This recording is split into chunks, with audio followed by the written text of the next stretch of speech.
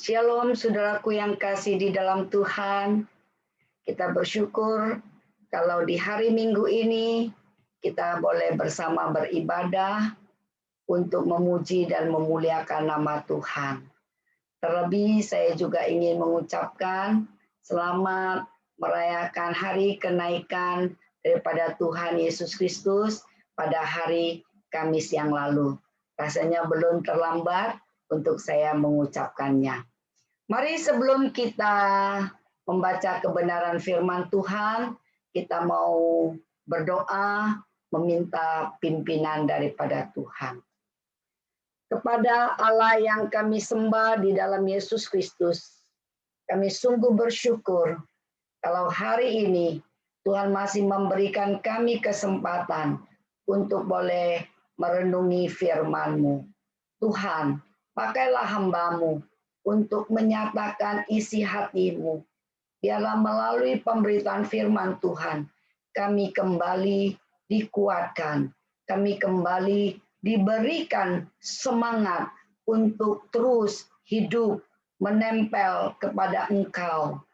Karena dengan demikian kami akan menghasilkan buah. Terima kasih Tuhan, di dalam nama Yesus kami berdoa dan mengucap syukur. Amin. Saudara, kita akan membaca satu bagian firman Tuhan yang diambil dari Kisah Para Rasul pasal yang pertama, ayat yang ke-6 sampai dengan ayat yang ke-11. Demikian firman Tuhan katakan, Yesus terangkat ke surga, maka bertanyalah mereka yang berkumpul di situ, Tuhan, maukah Engkau pada masa ini memulihkan kerajaan bagi Israel? Jawabnya, Engkau tidak perlu mengetahui masa dan waktu yang ditetapkan Bapa sendiri menurut kuasanya, tetapi kamu akan menerima kuasa kalau Roh Kudus turun ke atas kamu, dan kamu akan menjadi saksiku di Yerusalem dan di seluruh Yudea dan Samaria dan sampai ke ujung bumi. Sesudah ia mengatakan demikian, terangkatlah ia disaksikan oleh mereka, dan awan menutupnya dari pandangan mereka. Ketika mereka sedang menatap ke langit waktu ia naik itu, tiba-tiba berdirilah kedua orang yang berpakaian putih dekat mereka dan berkata kepada mereka, Hai orang-orang Galilea, mengapa kamu berdiri melihat ke langit? Yesus ini yang terangkat ke surga meninggalkan kamu akan datang kembali dengan cara yang sama seperti kamu melihat dia naik ke surga. Sedemikian jauh pembacaan firman Tuhan. Yang berbahagia adalah orang yang membaca, renungkan firman, dan mengamalkan firman itu di dalam kehidupan sehari-hari. Saudara-saudara, setelah Yesus bangkit dari kematian, mengalahkan kuasa maut, Yesus menampakkan diri kepada murid-muridnya dan juga kepada 500 orang yang lain. Ya, Alkitab mencatat bahwa Yesus menampakkan diri berulang-ulang, ya, menunjukkan bahwa betul-betul dia bangkit, ya, menunjukkan bahwa kebangkitannya bukan isapan jempol, tetapi adalah real. Ya, Tuhan Yesus kemudian berada di dalam dunia ini setelah ia bangkit selama 40 hari. Ya.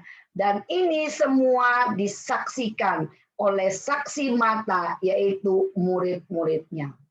Kemudian Yesus naik ke surga, membuktikan bahwa ia bukan manusia biasa, tetapi ia adalah Allah yang berkuasa dan dia adalah Allah yang maha kuasa. Saudaraku, kenaikan Yesus ke surga ya membuat Yesus secara jasmani tidak ada bersama dengan murid-muridnya. Dan secara jasmani, Yesus juga tidak ada bersama dengan kita saat ini. Tuhan Yesus sudah naik ke surga. Ya, ia saat ini berada di sebelah kanan Allah Bapa. Ya, berada di sebelah kanan Allah Bapa bukan menunjukkan sebagai sesuatu yang secara harafiah, tetapi mau memberitahukan kepada kita dia berada di sebelah kanan itu secara makna teologisnya bahwa ia mempunyai atau Allah Bapa memberikan kuasa kepadanya, ya, dan Allah Bapa memberikan kuasa yang setara pada Yesus Kristus, ya. Dia memberikan kuasa penuh kepada Yesus Kristus untuk menjaga kita. Ya, Tuhan Yesus tetap menjadi perantara agung kita, ya, yang mengerti akan segala kelemahan kita, ya. Karena Yesus pernah menjadi manusia, ya. Yesus tahu akan segala kelemahan manusia. Karena Dia adalah Allah yang pernah menjadi manusia, sehingga Dia mengerti akan pergumulan daripada manusia. Yesus menjadi pengantara kita, ya. Ia berdoa bagi orang yang percaya. Yesus naik ke surga dan Dia menyediakan tempat buat kita, dan di sana juga Ia menjadi pembela dan pengantara kita di hadapan Allah Bapa, ya. Dia berdoa bagi setiap orang yang percaya, ya, untuk kita boleh hidup sesuai dengan kehendak Bapa, ya, melalui doa syafaat daripada Yesus. Setiap orang yang datang kepada Allah Bapa akan menerima kasih karunia, menerima pembebasan dan kelepasan dari dosa. Kita bukan lagi, ya, budak dosa, tapi kita orang yang sudah dimerdekakan. Tentu kita sangat bersuka cita karena kita mempunyai privilege, ya, mempunyai kesempatan yang begitu luar biasa, ya, kesempatan yang begitu berharga, boleh menjadi orang yang mendapatkan kelepasan. Kita boleh menjadi anak Allah. Saudara, saya ingin bercerita bahwa di satu pasar budak pada zaman dahulu, ya, yang namanya pasar budak itu tersedia banyak budak-budak yang dijual dengan tarif yang berbeda sesuai dengan kemudaannya, sesuai dengan kekuatannya, ya, dan sesuai dengan keterampilannya, sehingga budak yang seperti demikian maka harganya akan tinggi. Jadi kalau budak yang bentuk rupanya nggak bagus, ya, kemudian juga kurang kuat atau sudah berumur, maka itu akan berbeda harganya. Ya, harganya akan murah. Jadi suatu hari ada seorang tuan yang sedang mau mencari budak, ya. Dia ke pasar budak itu dan dia mencari-cari dan dia menemukan budak yang mau dibeli, ya. Kemudian si penjual budak merasa begitu heran. Kenapa budak-budak yang kuat, yang masih muda dan juga mempunyai otot yang besar, yang bisa bekerja dengan lebih hebat, tuan ini tidak mau. Ditanya, kenapa engkau memilih budak yang tua, yang banyak kan orang nggak mau. Saudara, tetapi tuan itu bilang, kamu nggak perlu tahu alasan mengapa aku membeli budak yang kelihatannya lemah, ya, itu urusan saya. Yang penting saya bayar kamu dengan harga ya sesuai dengan yang kamu mau, dan budak ini menjadi milikku, ya. Kemudian diuruslah surat-surat semua dan dibayar, kemudian budak itu dibawa oleh tuannya. Baru beberapa ratus meter begitu, kemudian tuan yang telah membeli budak itu mengatakan kepadanya, ini surat pembebasanmu dan engkau boleh pergi kemana engkau suka. Saudara, waktu itu sang budak yang sudah dibeli dan sudah diberikan surat pembebasan itu merasa sangat-sangat terharu, merasa sangat-sangat gembira dan sekaligus merasa betapa hebatnya Tuhan ini, ya, justru membeli dia dan memberikan surat pembebasan sehingga dia boleh pergi kemana. Kemudian dia berkata kepada tuannya, Tuan, aku nggak mau pergi kemana-mana karena bagiku di dunia ini tak mungkin aku bisa menemukan Tuhan yang sebaik Engkau yang sudah membeliku dan bahkan memberikan surat pembebasan kepadaku, dan aku mau ikut kemana Tuhan pergi. Aku mau memberikan seluruh keberadaanku, seluruh tenagaku, pengabdianku hanya kepada Tuhan. Karena aku tahu bahwa Engkau adalah Tuhan yang luar biasa, yang penuh dengan kasih. Engkau adalah Tuhan yang sangat-sangat hebat. Engkau adalah Tuhan yang penuh dengan kemurahan. Di dunia ini aku tak mungkin menjumpainya. Oleh karena itu aku ingin mengabdikan diriku kepadamu Tuhan. Saudaraku, demikian juga melalui ilustrasi ini atau cerita ini menolong kita, ya, untuk mengerti betapa Tuhan kita yaitu Yesus Kristus yang sudah memberikan surat kepada kita surat pembebasan kita, ya, yang dibeli, ya, bukan dengan uang tapi dengan nyawanya sendiri, ya. Betapa pembebasan yang Tuhan berikan mempunyai dampak yang luar biasa sehingga rekonsiliasi terjadi antara kita yang tadinya berdosa, yang putus hubungan dengan Allah Bapa, tetapi melalui Yesus yang sudah mati di atas kayu salib mengalirkan darah, maka ada pembebasan bagi kita sehingga kita boleh menjadi orang yang merdeka. Saudaraku, sebagai orang yang sudah dibebaskan dan sebagai orang yang sudah dimerdekakan, Tuhan memberikan kebebasan kepada kita. Apakah kita mau hidup taat dengan Dia, ataukah kita masih mau hidup semaunya kita menurut keinginan daging kita, atau kita mau hidup menurut keinginannya Tuhan, karena Tuhan yang sudah membebaskan kita. Saudaraku, Tuhan Yesus sudah naik ke surga.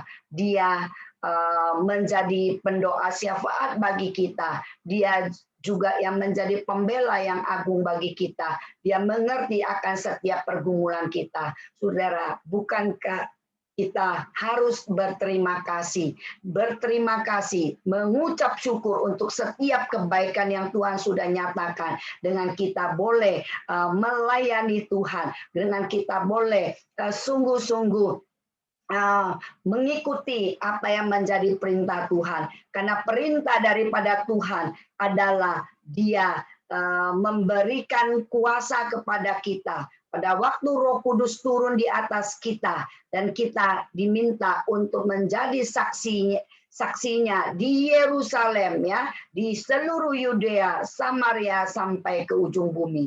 Jadi kita diminta untuk menjadi saksi, memberitakan akan kabar sukacita bahwa Yesus Kristus sudah mati di atas kayu salib. Dia sudah bangkit dari kematian dan Dia sudah naik ke surga, menunjukkan Dia adalah Allah yang luar biasa dan Dia memberikan hidup yang kekal kepada kita. Dan kepada kita yang sudah diberikan hidup yang kekal, Tuhan memberikan tugas yang mulia kepada kita. Apa yang menjadi tugas yang mulia yang Tuhan berikan kepada kita? Yaitu dikatakan di Matius 28 ayat 19-20. Karena itu pergilah, jadikanlah semua bangsa muridku, dan baptislah mereka dalam nama Bapa dan Anak dan Roh Kudus. Dan ajarlah mereka melakukan segala sesuatu yang telah kuperintahkan kepadamu. Dan ketahuilah, aku menyertai kamu senantiasa sampai pada akhir zaman. Saudara, Tuhan Yesus sudah berada di sorga dan Dia sudah mengutus Roh Kudus untuk mendampingi kita, untuk kita boleh menjadi orang yang memberitakan akan kabar sukacita. Yesus waktu Dia meninggalkan dunia ini pergi kembali ke surga. Kalimat atau wasiat yang diberikan kepada kita yaitu agar kita mau memberitakan Injil, ya, kabar sukacita, ya, untuk menjadikan bangsa muridnya Tuhan, ya, dan membaptiskan dan mengajarkan mereka untuk melakukan hal-hal yang telah diajarkan. Saudara, kita yang sudah belajar akan kebenaran firman, kita yang sudah merasakan akan kebaikan Tuhan, maka kita mempunyai tugas untuk menceritakan kembali. Kita punya tugas untuk mewartakan akan kabar sukacita ini. Kalau di dunia ini kita boleh menjadi iklan bagi bakery yang terbaik, kita boleh menjadi iklan bagi bakmi yang paling enak atau apapun, ya, kita bisa menjadi iklan, atau kosmetik yang terbaik kita boleh menjadi iklan. Kalau untuk hal-hal yang sifatnya sementara, kita ingin teman-teman kita boleh menikmatinya, kita ingin teman-teman kita boleh merasakan bagaimana untuk hal yang sangat penting, yaitu yang berhubungan dengan keselamatan. Saudara, ketika engkau sudah menerima keselamatan, engkau sudah menerima pembebasan yang telah Tuhan berikan kepada kita, jangan menjadi pribadi yang egois, tapi adalah tanggung jawab kita untuk pergi memberitakan Injil, untuk membawa orang lain percaya kepada Yesus Kristus, supaya mereka juga boleh mengalami pembebasan dari dosa, sehingga mereka juga boleh menerima keselamatan. Saudaraku, di bagian yang terakhir, firman Tuhan memberitahukan kepada kita, ada janji bahwa Dia yang sudah naik ke surga, Dia yang sama akan datang kembali ke dunia ini, ya. Dia akan kembali, ya. Dia yang terangkat ke surga meninggalkan kamu akan datang dengan cara yang sama seperti kamu melihat Dia naik ke surga. Saudara, bahwa Yesus berjanji bahwa Dia akan datang. Namun kapan Dia datang, tidak ada seorang pun yang tahu. Kapan Yesus akan datang kedua kali. Oleh karena kita tidak tahu kapan waktunya Dia akan datang kedua kali, adalah kita harus selalu siap sedia. Hidup dengan kekudusan, hidup dengan takut akan Tuhan, hidup dengan ketaatan akan firman Tuhan, melaksanakan apa yang firman Tuhan katakan. Kita menjadi pelaku-pelaku firman, sehingga pada waktu Tuhan datang kedua kali, ya, kita dapat berjumpa bersama dengan Dia. Kita tidak menjadi malu oleh karena kita hidup bersama-sama, senantiasa taat kepada firman Tuhan. Namun jika engkau tidak sungguh-sungguh hidup taat akan kebenaran firman Tuhan, ketika Tuhan Yesus datang kedua kali, maka engkau akan menjadi malu ketika engkau menghadap akan kekudusannya yang luar biasa, dan engkau tidak akan merasa layak untuk menghampiri tahta Allah yang penuh dengan kekudusan. Oleh karena itu, saudaraku, kita ini mari hidup kudus, dan mari kita menjadi duta, ya, menjadi ambasadornya Tuhan untuk menceritakan kabar baik, kabar sukacita yang sungguh-sungguh memberikan kelepasan kepada manusia. Saudaraku, engkau tidak menjawab saya, tapi engkau menjawab panggilan Tuhan. Tuhan sudah memberikan engkau panggilan yang mulia, ya, panggilan untuk menjadi rekan sekerjanya. Mari kita lakukan apa yang menjadi bagian kita. Kita memberitakan kabar sukacita kepada banyak orang. Apakah orang mau menerima atau tidak, itu bukan urusan kita, itu adalah karya Roh Kudus. Bagian kita adalah menjadi pemberita. Mari kita berdoa. Tuhan, kami sungguh bersyukur kepadamu kalau hari ini kami kembali diingatkan bahwa Engkau memanggil kami untuk menjadi ambasador, untuk menjadi pewarta kabar sukacita bagi banyak orang. Tuhan, biarlah kami dengan senang hati, dengan sukacita untuk menjadi ambasador bagi Engkau, Tuhan. Kalau di dunia ini kami sering menjadi iklan bagi makanan, bagi alat kosmetik, atau bagi hal-hal yang lain yang sifatnya sementara. Tuhan, kami pada saat ini mau mengatakan kami mau menjadi ambasador Engkau yang memberitakan kabar sukacita. Pakai kami untuk menjadi alat kemuliaan bagi nama-Mu. Terima kasih Tuhan. Di dalam nama Yesus kami berdoa dan mengucap syukur. Amin. Tuhan boleh memberkati kita dan kita terus boleh menjadi alat untuk mewartakan kabar sukacita sehingga nama Tuhan boleh dimuliakan. Amin.